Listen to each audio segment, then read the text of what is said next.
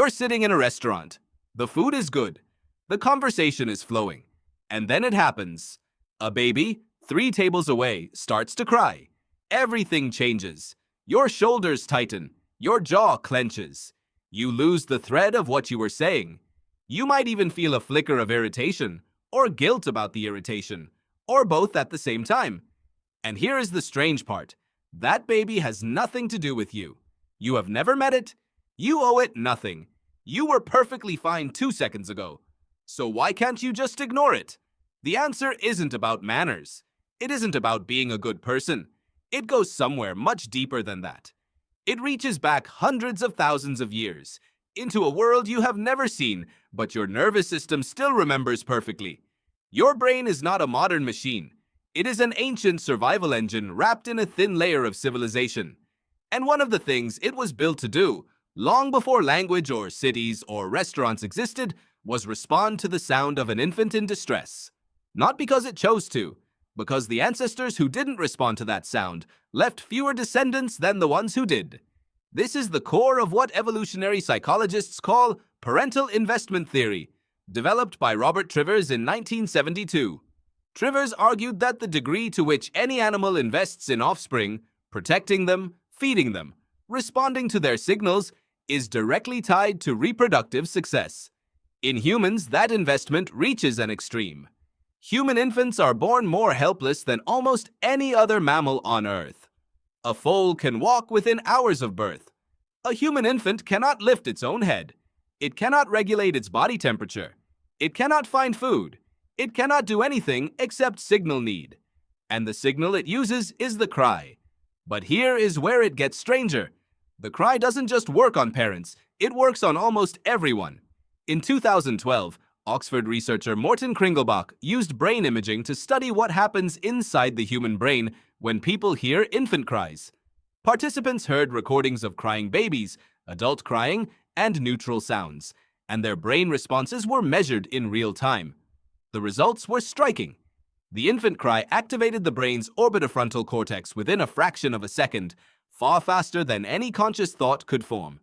This is the part of the brain associated with motivation and reward. It lit up before the participant had time to think, before they could decide whether to care. Your brain hears a baby cry and moves toward response before you even know it happened. Kringelbach's team described this as a fast-track neural response, a kind of biological override that bypasses deliberate reasoning.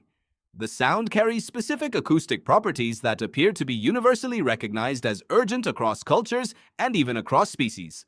High pitch, irregular rhythm, harsh tonal quality. These features, taken together, trigger the same neurological alarm in a new parent, a childless adult, a grandparent, and in experiments, even in some non-human primates. You were not taught to respond to a crying baby. You were built that way. But why would evolution wire a response that goes beyond your own offspring? If natural selection favors whatever helps your genes survive, why would a childless adult or a stranger at a restaurant feel compelled to respond to someone else's infant? The answer involves one of the most important and underappreciated ideas in evolutionary biology: kin selection and cooperative breeding. For most of human prehistory, you did not live among strangers. You lived in a small band of 30 to 150 people, almost all of whom were related to you. When a baby in that band cried, there was a meaningful probability it carried some of your genes. Not your child, perhaps, but your cousin's child, your sibling's child, your aunt's grandchild. Responding to that cry, calming that infant, keeping it alive, was not altruism in any sentimental sense. It was genetic self-interest operating at the level of the group. Anthropologist Sarah Hrdy spent decades studying this phenomenon and gave it a name: cooperative breeding. Her research, detailed in her 2009 book Mothers and Others, argues that humans are uniquely adapted to share the care of infants across the entire social group, not just mothers, not just fathers, grandmothers, older siblings, unrelated adults, all of them wired to respond when an infant signals distress. Hrdy calls non-parental caregivers alloparents, and she argues that alloparenting was not a cultural invention. It was a biological necessity. Human infants require so much care for so many years that a mother alone, even with a devoted partner, cannot reliably provide it all. The survival of the species, not just the individual, depended on building a nervous system that made every adult in the group feel some pull toward a crying child. And that nervous system is still yours. It doesn't matter that you are sitting in a restaurant in a city of 8 million strangers. Your brain does not update for population density. It does not check whether the crying infant is genetically related to you before it responds. It was calibrated for a world where every person within earshot was probably family, and it runs that same program today. Now consider this. The cry itself was shaped by evolution just as much as your response to it. Infant cries are not random noise. They are precisely tuned signals. Research by Kathleen Wormke at the University of Würzburg has shown that human newborns cry in the melodic contour of their parents' native language, absorbing the prosody of speech they heard in the womb and encoding it into their very first sounds. The cry is already a communication, already an attempt to connect, and its acoustic properties are not accidental. The high-pitched, harsh, rhythmically irregular features that make a baby's cry so hard to ignore are exactly the features that signal genuine distress across mammalian species.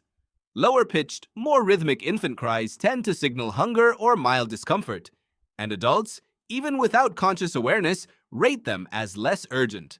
The more distressed the infant, the more acoustically grating the cry becomes, and the more impossible it is to tune out. The cry is designed, by millions of years of natural selection, to be precisely as irritating as it needs to be, because an easy-to-ignore cry would not have worked. An infant whose signal was too soft, too pleasant, too easy to dismiss would not have been fed, would not have been warmed, would not have survived the night. The infants whose cries were impossible to ignore left more descendants, and their descendants are the ones crying in restaurants today. Here is something that almost no one talks about.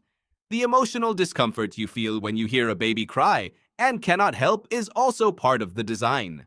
Psychologists call this personal distress, and it is distinct from empathy. Empathy is feeling concern for another. Personal distress is feeling dysregulated yourself. When you hear a baby cry and feel that tension in your chest, that compulsion to do something, that inability to simply return to your meal and enjoy it, you are experiencing a nervous system that is working exactly as it was built to work. That discomfort is the mechanism. It motivates action. It keeps the infant alive. And it does not turn off cleanly. Even after the baby stops crying, your nervous system takes time to return to baseline. Studies on cortisol, the body's primary stress hormone, show that exposure to infant cries elevates stress markers in adults within minutes, and those markers do not immediately normalize when the sound stops. Your body takes the signal seriously. It lingers. It stays alert. This is why parents of newborns often describe hearing phantom baby cries. The brain becomes so sensitized to the signal, so hypervigilant for it, that it begins generating false positives. The auditory system, calibrated to never miss a genuine cry, occasionally fires on silence. Your brain would rather hear a cry that wasn't there than miss one that was. Now step back and look at what this means for the world you live in today. You are surrounded by millions of strangers, almost none of them related to you. Your ancient nervous system cannot make sense of that. It evolved in a context where closeness meant kinship, where every voice you heard regularly belonged to someone whose genes overlapped with yours. It did not evolve for anonymity. It did not evolve for cities, but it kept its old wiring. The pull you feel toward a crying infant, even a stranger's, even in a context where your response would be socially inappropriate, even when you are tired and irritated and just trying to enjoy your meal, that pull is not weakness. It is not irrationality. It is one of the oldest and most important programs your species ever wrote. It is the reason human children survived long enough to build the restaurant you are sitting in. The next time you hear a baby cry and feel that involuntary tightening, that flicker of something that won't let you fully look away, you are not being inconvenienced by someone else's problem. You are feeling the echo of every ancestor who turned toward the sound instead of away from it. You are feeling the reason you exist. The food is still good. The conversation will come back. But for just a moment, Something ancient in you remembered what mattered most.